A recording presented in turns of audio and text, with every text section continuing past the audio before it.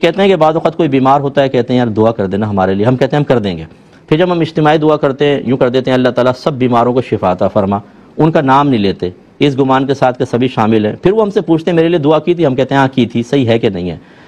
دیکھیں بالکل ہے، لیکن ہمارے عرف میں ایسا ہی ہے کہ جب کوئی کہتا ہے کہ میرے لیے دعا کر دیں تو اصل میں وہ کہتا ہے کہ میرا نام لے کے دعا کر لیجیے گا۔ اسی لیے اگر آپ یہ کہیں کہ میں نے دعا کی تھی کہ اللہ تعالیٰ سب کو شفا دے دے، اس میں آپ بھی شامل تھے تو اس کا دل دکھے گا اور دل ٹوٹے گا۔ اس کا مطلب ہے ہمارے عرف میں یہ چیز ہے کہ جب آپ یس کہہ دیتے ہیں کسی بیمار کو کہ میں آپ کے لیے دعا کروں گا تو اس کا مطلب ہے یہ انڈرسٹوڈ ہوتا ہے کہ میں آپ کا نام لے کے کروں گا۔ اس لیے بہتر تو یہ ہے جو آپ نے کہا بالکل ٹھیک ہے کہ اگر آپ اجتماعی دعا کرتے ہیں اس میں وہ شامل ہے بیمار، لیکن جب ہمارے عرف کو دیکھتے ہیں، ہماری سوچ کو، ہمارے فہم و فراست کو دیکھا جاتا ہے تو بہتر یہ ہے کہ آپ نام لے کر ان کے لیے دعا کر دیں، اور یا پھر یس ہی نہ کریں۔ اور نام لینے میں کوئی مسئلہ نہیں ہو، کیوں آپ انتظار کرتے ہیں؟ انہوں نے کہا بھائی دعا کر دینا میرے لیے خاص طور پہ، اللہ تعالیٰ آپ کو شفا عطا فرمائے، اسی وقت فوراً کر دیں، بعد میں یاد نہیں رہتا، اسی وقت بس یہ ہو گیا ان کا، آپ نے یس کہا تھا، آپ نے فوراً دعا کر دی، معاملہ ہو گیا۔ ایک سسٹر نے پوچھا کہ کوئی 4 فرض پڑھ رہا تھا، 2 فرائض کے بعد وہ بیٹھا تیات پڑھی اور درود پاک بھی پڑھ لیا، تو سجدہ صاحب ہوگا یا نہیں؟ دیکھیں اگر اس میں یہ ہوتا ہے کہ اگر پورا جملہ ہو گیا اللہم صلی علی محمد، یہاں تک آپ پہنچ گئے، سجدہ صاحب لازم ہوگا۔ یا بعض سیدنا کا اضافہ کرتے ہیں تو اللہم صلی علی سیدنا کہا، بس اتنا، محمد بھی چاہے نہیں کہا، یہ پورا ایک جملہ بن چکا ہے، اللہ تعالیٰ ہمارے سردار پہ درود نازل فرما، سجدہ صاحب لازم ہو جائے گا۔ اس سے پہلے اگر رک گئے اللہم صلی علی ایک دم یاد آیا رک گئے تو سجدہ صاحب نہیں ہے، کھڑے ہو جائیں اور نماز کنٹینیو کر سکتے ہیں۔ ایک ہی کہتے ہیں کہ ہم نے عصر دیر سے اسٹارٹ کی، یعنی مکروہ وقت میں، اور اتنا کلوز وقت تھا کہ عصر پڑھتے پڑھتے مغرب کی اذان ہو گئی، تو کیا یہ عصر اب ہمیں قضا کر کے دوبارہ پڑھنی ہوگی؟ دیکھیں ایسا نہیں ہے۔ سب سے پہلے تو آپ یہ دیکھیں کہ آپ نے اتنی لیٹ کیوں کیا، اگر تو سستی کی وجہ سے تھا، اچھا پڑھتے ہیں اور دیر ہو گئی، تو پھر تو آپ کو اللہ تعالیٰ کی بارگاہ میں توبہ کرنی ہوگی، کیونکہ اس وقت میں نماز ادا کرنا مکروہ تحریمی ہے، یعنی حرام کے نزدیک ہے۔ اور اگر فرض کر لیں کوئی شرعی عذر تھا، آپ سفر میں تھے، گھر دیر سے پہنچے، آخری ٹائم شروع ہو گیا، یا یاد ہی نہیں رہا، کام میں بعد اوقات دیکھو تو اوہو صرف 20 منٹ رہ گئے یا 10 منٹ رہ گئے، ایسا تو انشاءاللہ گناہگار نہیں ہوں گے، لیکن اس نماز کو آپ بعد میں لوٹا لیں۔ لیکن کسی بھی صورت میں جب آپ آخری وقت میں نماز پڑھتے ہیں اور اس کے بعد کسی کامل نماز کا وقت ہو، جیسے ظہر کے بعد عصر، عصر کے بعد مغرب، مغرب کے بعد عشاء، عشاء کے بعد فجر، ان سب کے اندر اصول یہ ہوتا ہے کہ اگر آپ نے نماز کے وقت میں نماز اسٹارٹ کر لی اور دوسرا وقت اس کے اندر شامل ہو گیا یا دوسرے وقت کا آغاز ہو گیا، نماز ہو جائے گی، سوائے فجر کے، کہ فجر کے بعد کسی نماز کا وقت نہیں ہے، اس میں آپ کو وقت کے اندر نماز ختم کرنی ہوگی۔ اگر آپ نے پوری نماز پڑھ لی، صرف سلام رہ گیا تھا کہ سورج نکل آیا، یہ فجر نہیں ہوگی، باقی سب نمازیں ہو جائیں گی۔ ایک بہن نے یہ باہر سے مجھے میسج کیا تھا کہ ان کے جسم میں خارش ہے، یہ جب بھی وضو شروع کرتی ہیں کہتی ہیں کہ مجھے جلن شروع ہو جاتی ہے اور بدن میں خارش اسٹارٹ ہو جاتی ہے، کیونکہ ہمارے یہاں پانی میں کلورین ملی ہے، شاید اس وجہ سے ہوتی ہوگی۔ تو انہوں نے کہا کہ کیا میں ایسا کر سکتی ہوں کہ ہاتھ دھوں نہیں، خالی ہاتھ لے کے اس کے اوپر اس طرح مسح کر لوں، ہلکا ہلکا پانی لگا لوں؟ دیکھیں ہماری، جیسے میں اکثر آپ کو عرض کرتا ہوں کہ ہماری شریعت بہت پیاری شریعت ہے، اگر شریعت ایک حکم بیان کرتی ہے تو اس میں بہت زیادہ لچک دکھاتی ہے، اس میں گنجائش بہت رکھتی ہے، لہٰذا بالکل نہ گھبرائیں۔ آپ سب سے پہلے غور کر لیں، اگر دھونے سے آپ کو نقصان ہوتا ہے آپ یہ مسح کی صورت کر سکتی ہیں، مسح سے بھی اگر آپ کو پانی نقصان دیتا ہو تو آپ اس پہ کپڑا ڈالیں اور کپڑے کے اوپر خالی مسح کر لیں۔ مثال کے طور پہ اگر آپ چہرہ دھو سکتی ہیں لیکن ہاتھوں پہ خارش ہوتی ہے، چہرہ دھوئیں اور ہاتھ پہ کوئی کپڑا ڈال کے اس کپڑے پہ مسح کر لیں، آپ کا ہو جائے گا۔ ایسے پیروں کا مسئلہ ہے، لیکن اگر سارے ہی اعضاء ایسے ہیں کہ اس پہ مسح کرنے سے پرابلم ہوتی ہے، پانی بہانا تو بہت ہی آزمائش بن جائے گا، تو پھر آپ تیمم کی طرف آ سکتی ہیں، آپ بالکل تیمم کر لیں، مٹی سے آپ کو کرنا ہوگا، اس کو ویٹ ڈرائی ایبولوشن کہتے ہیں یا پھر سینڈ ایبولوشن کہہ لیں آپ اس کو، اس سے آپ کر لیں، اور اس میں صرف آپ کو نیت کرنی ہے کہ میں پاکی کی نیت کر رہی ہوں، اس میں چکنا پتھر رکھ لیں، مٹی سے نہ کریں۔ امام اعظم ابو حنیفہ رضی اللہ تعالیٰ عنہ کے نزدیک اگر آپ پتھر سے تیمم کر رہے ہیں تو اس پہ غبار کا ہونا ضروری نہیں ہے، ایک چکنا پتھر رکھ لیں، پہلے بسم اللہ پڑھ کر اس کو دونوں ہاتھوں میں پھیریں، ان کو پورے منہ کا مسح کریں، کوئی جگہ رہے نہیں، ہونٹوں کے اوپر، یہاں ناک کے یہاں، ہر جگہ پہ آپ کا ہاتھ پھرنا چاہیے، پھر دوبارہ اس کو کریں، الٹے ہاتھ سے سیدھے ہاتھ کا کوہنی تک مسح کریں، انگلیوں کا خلال وغیرہ ہر جگہ پہنچنے چاہیے، اور پھر سیدھے ہاتھ سے الٹے ہاتھ کا مسح، بس اب آپ نماز کے قابل ہیں، آپ نماز پڑھ لیں تو یہ آپ کو آسانی ہو جائے گی۔ کسی نے پوسٹ بھیجی تھی، اس کے 4 خانے بنے ہوئے تھے، جس میں ایک میں دکھایا گیا تھا کہ ایک نوجوان بیٹھا ہوا موبائل کھیل رہا ہے، تو معاذ اللہ ایک موت کا فرشتہ دکھایا گیا لمبا سا جبہ پہن کر، اور وہ آ کر کہتا ہے کہ اب میں تمہاری روح قبض کروں گا۔ تو نوجوان کہتا ہے کہ جسٹ گیو می آ منٹ، مجھے 1 منٹ آپ ذرا دے دیں۔ تو پھر ملک الموت یعنی ملک الموت علیہ السلام بنائیں جیسے وہ، تو وہ کہتے ہیں کہ نہیں، ہم کسی کو مہلت نہیں دے سکتے. وہ کہتا ہے کہ مجھے صرف 1 سیکنڈ کی مہلت دے دیں. وہ کہتے ہیں یہ بھی نہیں ملے گی. اور پھر وہ دکھایا ایک ڈنڈا اس پہ چاقو سے لگا ہوا ہے کہ وہ مارنے والے ہیں. تو وہ جواب میں پھر کہتا ہے کہ ویٹ از دیٹ پب جی، میں پب جی کھیل رہا ہوں. تو اگلی پوسٹ میں پھر یہ بنایا اگلے اس میں اسکرین میں کہ وہ پھر ساتھ ملک الموت علیہ السلام بھی بیٹھ جاتے ہیں، اس کو ویٹ کر لیتے ہیں کہ پب جی کھیل لے. کسی نے پوچھا ہے کہ اس طریقے سے پوسٹ بنا کر شیئر کرنا کیسا ہے؟ دیکھیں اچھی طریقے سے یاد رکھیں کہ ملک الموت علیہ السلام ایک فرشتے ہیں، ان کو عزرائیل علیہ السلام بھی کہتے ہیں، اور یہ اللہ تبارک و تعالیٰ کے حکم سے تشریف لاتے ہیں، اور آپ کو خود یہ قدرت و اختیار حاصل نہیں کہ آپ کسی کو مہلت دیں. ہاں اگر اللہ تبارک و تعالیٰ کسی کے لیے مہلت کا حکم دے تو وہ دے سکتے ہیں، ورنہ نہیں دے سکتے. اور یہ سامنے ظاہر ہو کر بھی اب روح قبض نہیں کرتے ہیں. پہلے دور میں، پچھلے نبیوں کے دور میں آپ ظاہری طور پر آ کر روح قبض کرتے تھے، لیکن موسیٰ علیہ السلام کے زمانے کے بعد سے اب پوشیدہ طور پر آتے ہیں. اس کی بھی ایک ہے کوئی اس کے ریزن، وہ موضوع کے مطابق نہیں، اس لیے میں چھوڑ رہا ہوں. تو اب یہ ملک الموت علیہ السلام کو پھر ایک تو سامنے بنانا، پھر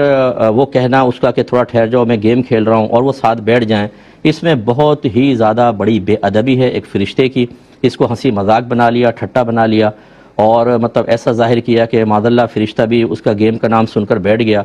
یہ خرافاتیں جو ہیں وہ لوگ بناتے ہیں کہ جو ان کو بیچاروں کو گھر سے بالکل تربیت نہیں ملتی. یہ ماں باپ کا بہت بڑا قصور ہوتا ہے کہ وہ خود دین سے دور ہوتے ہیں، انہیں نہیں پتہ ہوتا کہ بچوں کی کیسی تربیت کرنی ہے، بیسکس کس طرح سکھانی ہے. 1 سے لے کر 3 سال تک بچے کو کیا سکھانا ہوگا، 3 سے 7 سال، 7 سے 10 سال، 10 سے بلوغت تک بالترتیب کیا کچھ کرنا ہوگا. تربیت کا مطلب ہوتا ہے تبلیغ الشیء الی کمالہ شیئا فشیئا، کسی شے کو درجہ کمال تک پہنچانا آہستہ آہستہ، یہ ہے تربیت. ہم درجہ کمال تک کہاں پہنچاتے ہیں؟ نہ ہمیں اس کا نقص پتہ ہے، نہ اس کا کمال معلوم. چند چیزیں سکھا دیں، اولاد باہر نکل کے اسکول کالج میں جا کے اس طرح کی خرافاتیں کر کے اللہ کا مذاق اڑائے، فرشتوں کا مذاق اڑائے، عذابات کا مذاق اڑائے. والدین کو پتہ ہی نہیں ہوتا کیا ہو رہا ہے کیا نہیں ہو رہا. ان کے سامنے بھی کریں تو بس ان کو کچھ نہیں معلوم، بیچارے وہ روکنے پہ قدرت نہیں رکھتے اپنی کم علمی اور جہالت کی بنا پر. اس لیے یاد رکھیں اس پوسٹ کا حکم یہ ہے کہ ایسا بنانے والا دائرہ اسلام سے خارج ہوگا. یہ میں نہیں کہتا ہوں، یہ فقہاء نے مسئلہ بیان کیا، قرآن کی آیات ہیں کہ جو مطلب اللہ تعالیٰ اس کے رسول یا فرشتوں کہ وہ ایذا دے، ایذا کا لفظ استعمال ہوا ہے، اور اسی طرح ان سے دشمنی کرے، وہ اسلام سے وہ مسلمان نہیں، وہ کافر ہیں. مفہوم آیات کے جو میں آپ کو بتا رہا ہوں. اسی طرح حدیث کے اندر سرکار صلی اللہ علیہ وسلم نے بیان فرمایا. لہذا خلاصہ کلام یہ ہے کہ ایسا شخص دائرہ اسلام سے خارج ہوگا، اس کو تجدید ایمان کرنا چاہیے، تجدید نکاح. اور جتنے لوگوں تک یہ پوسٹ پہنچے اور وہ ہنسے، مسکرائے، انہوں نے خوشی کا اظہار کیا، ان سب سے میری گزارش ہے کہ احتیاطاً تجدید ایمان، تجدید نکاح کر لیں. اچھا، جب اس طرح کا کوئی حکم بیان کیا جائے تو ہمارے وہ بہن بھائی، وہ بچے، وہ پیرنٹس جنہوں نے کبھی دین کی اونچ نیچ کو سیکھا ہی نہیں ہوتا، ان کا ایک دم اندر کا مفتی جاگ جاتا ہے، ان کا ذہن کام کرنا شروع کرتا ہے. یار اتنی سی چیز سے وہ کافر ہو سکتا ہے؟ اچھا اتنی سی چیز سے نہیں ہو سکتا، وہ بتائیں جس سے ہو سکتا ہے. وہ ساری آپ کو تفصیل معلوم ہے. اگر کوئی ایک آدمی آپ کی ہمدردی میں، آپ کے بچوں کے فیوچر کے لیے، ان کو بری موت سے بچانے کے لیے، سخت عذاب قبر سے بچانے کے لیے، میدان محشر کی ذلت و رسوائی اور پھر پل صراط سے کٹ کے جہنم میں گر کے جہنم کے شدید عذاب سے بچانے کے لیے کوئی بات کہہ رہا ہے، آپ اس کو انا کا مسئلہ بنا لیتے ہیں، آپ غصے میں آ جاتے ہیں، آپ بحث کرنے لگتے ہیں کہ ابھی آپ نے ڈاکٹر سے بحث کی ہے، وکیل سے بحث کی ہے، آپ نے جج سے بحث کی ہے. آپ نہیں کریں گے کیونکہ یہ آپ کی فیلڈ نہیں ہے، ٹھیک ہے نا. تو اس لیے میری گزارش یہ ہے کہ کوئی ایسی باتیں سن کے غصے میں نہ آئے. ہمیں کوئی شوق نہیں ہے. آپ میرا ویسے آپ مجھے تقریباً یہ میرا 19 سال کمپلیٹ ہو جائیں گے کمنگ مارچ میں. ہم نے شدت کے ساتھ میں بیان کرتا ہی نہیں ہوں کہ یہ کافر، فلاں مشرک، فلاں بدعتی، پولائٹلی، لیکن جو حکم ہے شریعت کا وہ تو آپ کے سامنے بیان کیا جائے گا. آپ اس پر بھی ایک معتدل عالم یا کوئی بھی، میرے علاوہ بھی کوئی معتدل علماء کے کلام پر بھی اس طرح کے کمنٹس پاس کر کے کیا کریں گے؟ کیا فائدہ ہوگا بتائیں؟ آپ کے بچے گناہوں پہ دلیر ہوں گے. آپ اگر دوست ہیں تو آپ کا دوست گناہوں پہ دلیر ہوگا، آپ کے رشتہ دار گناہوں پہ دلیر ہوں گے، اور جرأت مند ہو کر آپ کی حوصلہ افزائی پر مزید کفر کی طرف بڑھیں گے، اور پھر تباہی ہے. زندگی بھی ختم ہو جائے گی، آپ قبر میں جائیں گے، کوئی پوچھنے والا بھی نہیں ہوگا. یہ باتیں آپ کو کام آئیں گی، اس لیے برا نہ مانیے گا. ایک بھائی نے آفر کویسچن کیا تھا کہ ہماری ساس بیمار ہیں، وہ بار بار بولتی ہیں مجھے کب موت آئے گی، کیا یہ کلمہ کفر ہے؟ دیکھیں ہمارے بڑے جو ہیں وہ کب یہ جملہ بولتے ہیں، اس کی 2 بڑی وجوہات مجھے سامنے نظر آتی ہیں. ایک تو یہ کہ وہ اپنی بیماری سے تنگ ہو جاتے ہیں، لڑتے بار بار کی اذیت، تو وہ کہتے ہیں کہ کب موت آئے گی، ہم جائیں دنیا سے. اور کبھی وہ جو تیماردار حضرات ہوتے ہیں نا، ان کے رویوں کی وجہ سے ایسا کرتے ہیں. سگی بیٹیوں کو بھی ہم نے دیکھا ہے کہ اگر ماں کے پیمپر بدلنے ہیں، ماں کو کروٹ دینی ہے، ماں کو دوا دینی ہے، تو وہ بڑبڑ ختم نہیں کرتی. اماں ایک تو تم نے ڈسٹرب کر رکھا ہے، ہر 2 منٹ میں پیشاب کر لیتی ہو، اب اس کو صاف کریں، پڑی رہو ابھی پہلے کام کر رہی ہوں پھر آ کے صاف کروں گی۔ اگر ایسی کوئی خوددار سی خاتون کو جملے کہہ دیے جائیں وہ تو جیتے جی مر جائے گی بیچاری۔ تو میں نے اپنی ایک رشتہ دار کو ایسے ہی، میں جب اس سے ملنے گیا تو وہ رونے لگیں اور وہ کہنے لگی کہ اکمل دعا کر اللہ مجھے موت دے دے۔ وہ شاید ایسے کچھ رویوں کی وجہ سے انہوں نے کہا، اور یا بیماری بھی ہو سکتی ہے، لیکن مجھے جو سمجھ میں آیا وہ رویوں کی وجہ سے۔ تو خلاصہ کلام یہ ہے کہ جو ایسے بڑے بوڑھے الفاظ ادا کر دیں، اس پہ کلمہ کفر کا اطلاق نہیں ہو، یہ کلمہ کفر نہیں ہے۔ وہ بیچارے بعض اوقات اپنی بیماری سے تنگ ہوتے ہیں، تو میری گزارش ہے آپ انہیں بیماری کے فضائل بیان کریں، انہیں بتائیں کہ آپ کے نبی نے بیماری کے بدلے میں کیا ارشاد فرمایا کہ بندے کو کیا ملنے والا ہے، اس سے ان کو سکون ملے گا اور یہ بیماری سے مقابلہ کرنا آسان ہو جائے گا۔ اور اگر یہ تیمارداروں کی وجہ سے ایسا ہے تو انہیں سوچنا چاہیے، آج سامنے پڑے ہوئے شخص کو آپ ٹونٹنگ کر رہے ہیں، اس کو جھڑک رہے ہیں، ڈانٹ رہے ہیں، ڈپٹ رہے ہیں، ایک تو آپ کا ثواب ضائع ہو سکتا ہے، اسی خدمت سے آپ جنت حاصل کر سکتے ہیں۔ نبی کریم صلی اللہ علیہ وسلم سے ایک صحابی نے عرض کیا رسول اللہ میں جہاد پر جانا چاہتا ہوں، فرمایا تیرے والدین میں سے کوئی زندہ ہیں؟ انہوں نے کہا جی ہاں میری والدہ ہیں۔ ان کی والدہ بوڑھی تھیں، سرکار نے فرمایا تو ان کی خدمت کر، اسی میں تیرے لیے جہاد کا ثواب ہے۔ یہ بہت بڑا جہاد۔ اب یہ ثواب کیسے ملے گا؟ یہ تبھی ملے گا جب آپ خوش دلی کے ساتھ اس آزمائش پہ پورا اترتے ہوئے مریض کی صحیح تیمارداری کریں۔ دیکھیں غصہ پیدا ہوگا، کوفت بھی پیدا ہوتی ہے، آپ لیٹنا چاہ رہے ہیں آواز دے دی، آپ کسی سے بات کر رہے ہیں آواز دے دی، ہو سکتا ہے طبیعت میں ناگواری پیدا ہونا، یہ قابل گرفت نہیں ہوتا، یہ خود بخود ہو سکتی ہے، ہمارے قدرت و اختیار میں نہیں۔ لیکن اس کے بعد اس پر جو چند افعال کے ہم بنیاد رکھتے ہیں، جھڑکنا، ڈانٹنا، ڈپٹنا اور نظر انداز کرنا، پڑی رہو بھی میں بعد میں کروں گی، یہ چیزیں صحیح نہیں ہیں، اس میں آپ قابل گرفت بھی ہو سکتے ہیں اور ثواب بھی ضائع ہو سکتا ہے۔ اس لیے تیمارداروں کو ذرا اپنے رویے پہ سوچنا چاہیے۔ آج یہ سامنے پڑی ہیں، ہو سکتا ہے کل آپ کے ساتھ ایسا ہو جائے۔ تو میں نے اپنی آنکھوں سے ایسے لوگوں کو دیکھا ہے کہ وہ ماں باپ ان کے اس طرح تھے تو انہوں نے سختی کی، پھر خود اللہ نے ان کو آخری وقت میں ایسے ہی مرض میں مبتلا کیا کہ وہ خود اپنا کچھ بھی نہیں کر سکتے، دوسرے صفائیاں وغیرہ کرتے ہیں۔ تو خلاصہ کلام یہ ہے کہ ایسا تیمارداروں کو نہیں کرنا چاہیے، اللہ کی طرف سے ایک امتحان سمجھ کے پورا اترنے کی کوشش کرنی چاہیے، لیکن بہرحال یہ کلمات کفر نہیں ہیں۔ یہ کہتے ہیں کہ 4 زندہ بیویاں موجود ہیں تو کیا 5ویں سے نکاح کر سکتا ہے کہ نہیں؟ تو نہیں کر سکتا، کیونکہ اللہ نے یہی لمٹ بیان فرمائی، فَانْكِحُوا مَا طَابَ لَكُم مِّنَ النِّسَاءِ مَثْنَىٰ وَثُلَاثَ وَرُبَاعَ۔ پھر اگر تم جو عورتیں تمہیں پسند تم سے نکاح کرو 2 سے، 3 سے، 4 سے، تو جب تک 4 بیویاں نکاح میں موجود ہوں 5ویں سے نکاح ہوگا ہی نہیں۔ اگر ایجاب و قبول بھی کر لے گا وہ نکاح باطل ہے۔ ہاں ان میں سے کوئی ایک فوت ہو جائیں یا ان میں سے کسی کو وہ طلاق دے دیں تو پھر وہ 4 کا ہنسا پورا کرنے کے لیے 5ویں سے پھر شادی کر سکتا ہے، یہ ہو سکتا ہے، لیکن یہ نہیں ہوگا۔ اور بہرحال ابھی میں اس پہ 4 بیویوں پہ کلام نہیں کرنا چاہتا، ٹائم کم ہے۔ بھائی کہہ رہے ہیں کہ روڈ کے کنارے میں ہوا بھر رہا تھا، رات کا اندھیرا تھا، چلائی تو اچانک ایک بلی نیچے آ گئی، کسی نے مجھے دیکھا نہیں اور وہ فوت ہو گئی، تو کیا حکم شرع ہے؟ دیکھیں چونکہ نادانستہ طور پہ آپ نے گاڑی اس پہ چڑھائی ہے اور آپ کو ادراک نہیں تھا، بالکل آپ کوئی گناہ گار نہیں ہوں گے۔ اگر کسی نے نہیں دیکھا تو ٹھیک ہے، لیکن اگر کوئی دیکھ بھی لیتا تب بھی آپ گناہ گار نہیں تھے، آپ نے کوئی جان بوجھ کے کوئی اس کو مارا ہے۔ ہاں اگر جان بوجھ کے اس پہ چڑھا دیتے تو پھر یہ بہت بڑا وبال ہو سکتا تھا آخرت کا، کیونکہ جانور سے آپ اگر وہ تڑپ رہا ہے تو معافی نہیں مانگ سکتے کہ چلو مرتے ہوئے آدمی سے معافی مانگ سکتے ہیں آدمی، اور بروز قیامت پہ اگر جانور کو سامنے کھڑا کیا جائے گا جس پر آپ نے ظلم کیا ہے تو ایسا تو ہو نہیں سکتا کہ آپ کی نیکیاں نکال کے اس کو دے دی جائیں، وہ تو بیچارہ نیکی کا اہل ہی نہیں ہے، نہ اس کے گناہ ہے کہ وہ آپ کے نام عمل میں ڈال کے نجات کا ذریعہ بن جائے۔ یعنی اب یہ صرف مشیت الہی پر موقوف ہوگا، اللہ چاہے گا تو بخشے گا اور چاہے گا تو عذاب دے گا۔ تو یہ جان بوجھ کے جو جانوروں کو تکلیف دیتے ہیں میں ان کے بارے میں عرض کر رہا ہوں۔ نبی کریم صلی اللہ علیہ وسلم نے ایک عورت کو جہنم میں دیکھا کہ ایک بلی اس کو نوچ رہی تھی، اس کے منہ، اس کا سینہ اور اس کی پیٹھ پہ پنجے مار رہی تھی، اور فرمایا اس وجہ سے کہ اس عورت نے اس بلی کو باندھ کر رکھا، نہ کھانا دیا اور نہ اس کو آزاد چھوڑا کہ یہ چوہے وغیرہ کھا کے خود گزارا کر لیتی، حتیٰ کہ یہ اسی طرح مر گئی۔ اب اللہ تعالیٰ نے اس بلی کو اس پر مسلط کر دیا ہے جو اس کو تکلیف پہنچا رہی ہے، یعنی جہنم کا عذاب سرکار کو نماز کے دوران دکھایا، نماز پڑھ رہے تھے سرکار، اس دوران آپ نے دیکھا اور آپ نے یہ بیان فرمایا بخاری کی روایت کے مطابق۔ اس سے ہمارے وہ ذرا بہن بھائی درس حاصل کریں، کبوتروں کو اتنے چھوٹے چھوٹے دڑبوں کے اندر بند کر دیں گے، طوطوں کو اتنے سے دڑبے کے اندر، یا بچوں کے حوالے کر دیں گے، وہ کھینچ رہے ہیں بلیوں کو، کتوں کو مار رہے ہیں، طوطوں کو پکڑ کے ان کی گردنیں دبا رہے ہیں، یہ اس طرح کے ظلم۔ اور پھر کٹوری خالی ہے گرمیوں کے اندر، وہ بیچارہ پیاس سے ہانپ رہے ہیں، ان کی چونچیں کھلی ہوئی ہیں، پانی نہیں ڈال، ارے میں تو بھول گئی تھی، ارے بھائی ہم تو بھول گئے تھے، پتہ نہیں چلا۔ کٹوریاں خالی ہیں، اس میں نہ باجرہ ہے نہ دانہ ہے، حالانکہ نبی کریم صلی اللہ علیہ وسلم نے فرمایا کہ جب کوئی جانور پالے تو دن میں اسے 70 بار دانہ پانی دکھائے۔ یہ محاورتاً عرب لوگ جب کسی چیز کی کثرت ظاہر کرنا چاہتے ہیں تو 70 یا 80 کا ہنسا بیان کرتے ہیں، مراد 70 کی تعداد نہیں ہے بلکہ مراد یہ ہے کہ بہت زیادہ کھانا پانی دکھائیں کہ بالکل بھوکے پیاسے نہ رہیں۔ لیکن اپنے شوق کے اندر اور ذوق پورا کرنے کے لیے جانوروں کو اذیت اور تکلیف دینا یہ آخرت کا بہت بڑا وبال بن سکتا ہے، اس لیے احتیاط کریں۔ لیکن چونکہ آپ نے نادانستہ طور پہ گاڑی چڑھائی، آپ پہ کوئی انشاءاللہ وبال نہیں ہوگا۔ کسی نے پوچھا کہ یہ رشوت کے پیسے کہاں خرچ کریں؟ دیکھیں، پہلی بات تو یہ کہ رشوت کے پیسے لے لیے ہیں تو جن کے لیے ہیں اگر ان کے بارے میں معلوم ہو تو ان کو واپس پہنچانا واجب ہے، اور ان سے معافی بھی طلب کرنی ہوگی، پھر اللہ تعالیٰ کی بارگاہ میں توبہ کرنی ہوگی۔ لیکن اگر آپ کو پتہ نہیں کہ کس سے رشوت لی تھی،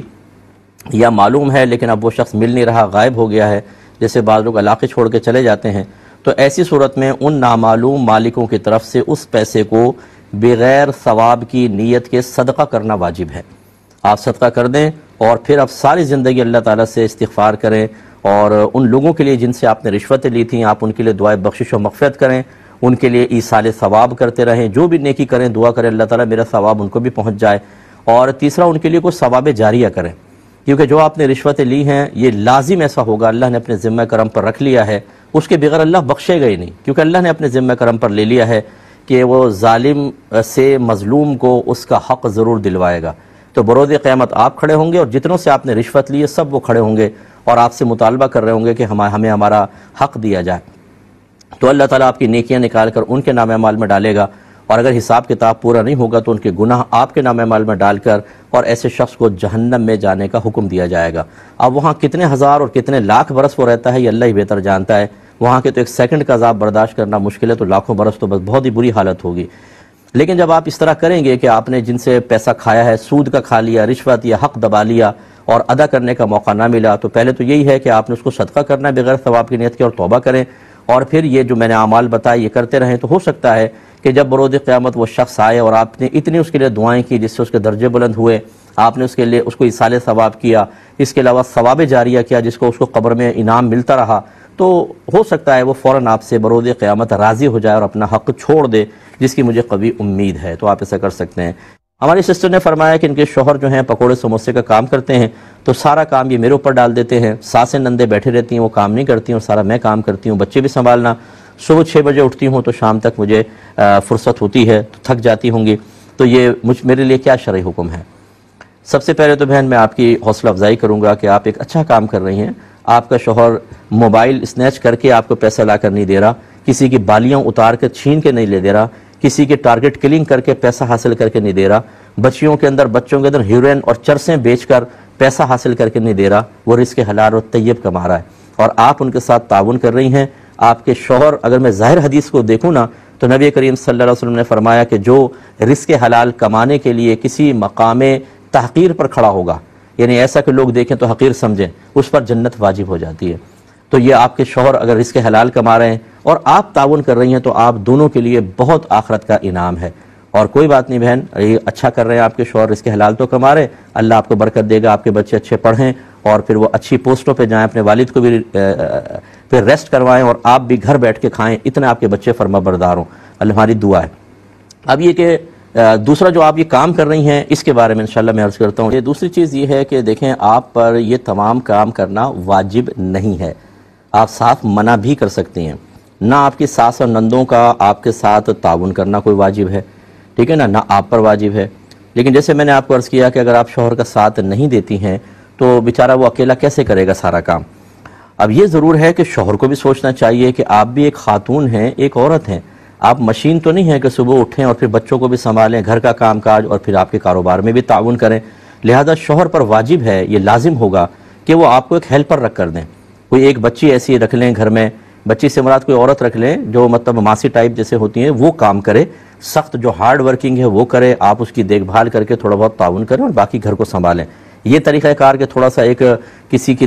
مطلب سیلری بچانے کے لیے بیوی کو ہی ایک نوکرانی کی طرح استعمال کیا جائے اور سارا دن آپ تھک جائیں اور شام تک بالکل نہ کوئی آپ کی اپنے لائف کا کوئی آپ کی اس میں کوئی انجوائمنٹ نہیں ہے، روزانہ صبح اٹھو پھر شام تک کام، یقینی سی بات ہے ایک آدمی کب تک کام کرے گا اور تھک جائے گا۔ ہاں اخلاقاً آپ کے ساس اور نندوں کو چاہیے، ساس تو چلیں کوئی بزرگ خاتون ہوں گی شاید نہ تعاون کر سکیں، نندوں کو چاہیے بھابھی کا ہاتھ بٹائیں، لیکن آج کل بس یہ دور چل رہا ہے کہ اگر وہ نہیں کر رہی تو بہرحال ان کو شرعی لحاظ سے قابل گرفت قرار نہیں دے سکتے ہیں، تو آپ یہ ریکویسٹ کریں اپنے شوہر سے، اگر آپ کے شوہر بھی سن رہے ہو میرے سنوا دیجیے گا جواب، کہ میں ان سے گزارش کرتا ہوں کہ رحم کریں، اگر آپ کی بچی کے ساتھ ایسا کوئی معاملہ کرے کہ آپ کے سسرال میں صبح 6 بجے اٹھے اور رات کو 10-11 بجے وہ لیٹے اور وہ فون کرے کہ ابو میں اتنا تھک جاتی ہوں کہ میرے ہاتھ پاؤں درد کرتے ہیں، کوئی دبانے والا بھی نہیں ہے، بچے بھی سنبھالتی ہوں، سب کچھ، اس پر بھی ڈانٹے سنتی ہوں، تو شاید آپ کی آنکھوں سے آنسو جاری ہو جائیں گے کہ میری بچی کو کیسے سخت زندگی میں رکھا ہوا ہے۔ تو آپ کی زوجہ بھی کسی کی بچی ہے، کسی کی بہن ہے، اس کا خیال کریں۔ آپ تھوڑا سا کوئی ایسا دیکھیں، کوئی نوعمر کم عمر سا بچہ ہو وہ کام کرے، یا کوئی خاتون رکھ لیں کہ جو ان کے ساتھ تعاون کریں۔ اس طرح نہ کریں، وہ کب تک چلے گی بیچاری؟ کچھ عرصے بعد مشینری فیل ہو جائے گی اور وہ پھر بیمار پڑیں گی، پھر آپ کہیں گے یہ بیمار ہمارے سر پہ پڑ گئی ہے۔ تو آپ نے اس کو اتنا یوز کر لیا کہ وہ بیچاری کیا کرے گی؟ تو اس لیے خدا را ذرا بیلنس قائم کریں، یہ بہت اچھا ہے۔